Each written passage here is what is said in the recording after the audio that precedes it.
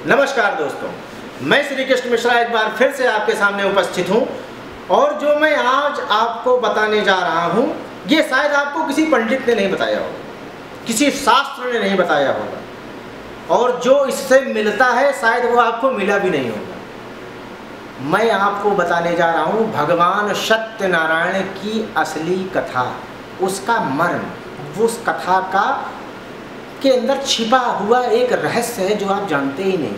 आप किसी ब्राह्मण को बुलाते हैं, वो कथा कहता है, आप कथा सुनते हैं और आप भी प्रसाद खाते हैं, प्रसाद का भक्षण करते हैं, प्रणाम करते हैं और चले जाते हैं। एक बात बताइए दोस्तों, सत्यनारायण भगवान की कथा 5 भागों में डिवाइड है। एक कलावती, लीलावती, एक ब्राह्मण, एक राजा, 2 नेत्र भाग हैं उसके।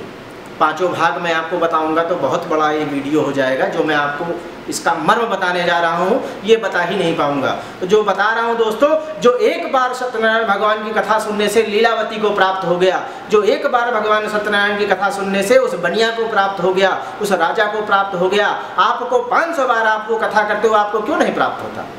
क्योंकि आप उसका मर्म नहीं जानते। भगवान सत्यनारायण की जो कथा, पंडित आपको कौन सी कथा सुनाता है? पंडित तो यही बताता है एक लीलावती कलावती थी, उन्होंने वो कहीं जा रही थी, रास्ते में उन्होंने कथा सुनी। तो आपको वो किसकी कथा बताता है? लीलावती कलावती की सुनाता है, फिर वो बनिया की सुनाता है। लेकिन जो लीलावती कथा सुन रही थी वो कथा कभी नहीं सुनाता।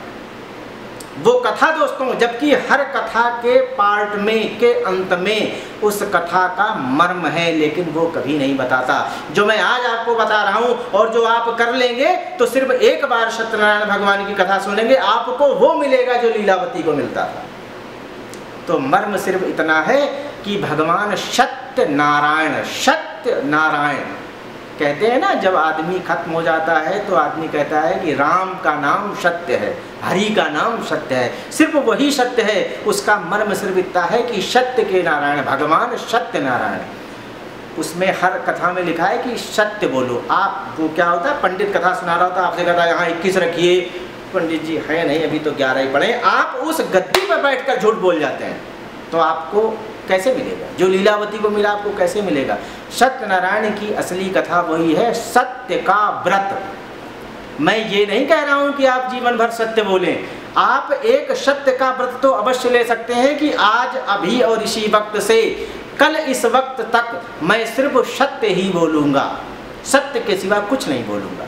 ये अगर आप व्रत लेते हैं, कोई भी ऐसा व्रत जो सत्यनारायण की कथा का मर्म है लेते हैं, तो आपको वही पुण्य लाभ होगा, वही सारी चीजें प्राप्त होंगी जो लीलावती को प्राप्त हुई थी। तो जो मैंने आपको कथा का मर्म बताया है, आज से कभी भी भगवान सत्यनारायण की कथा सुने तो ये व्रत अवश्य ले, आपका कल्याण हो जाएगा। तो दोस्तों, मैंने जो आपको कथा का मर्म बताया है, इस कथा को ध्यान में रखकर भगवान सत्यनारायण की कथा सुने, आपका कल्याण होगा। अगर आपको ये चैनल, आपको ये वीडियो पसंद आया हो तो इसे अभी सब्सक्राइब करें, लाइक करें। तब तक के लिए मैं श्री कृष्ण मिश्रा आपसे विदा लेता हूँ। नमस्कार।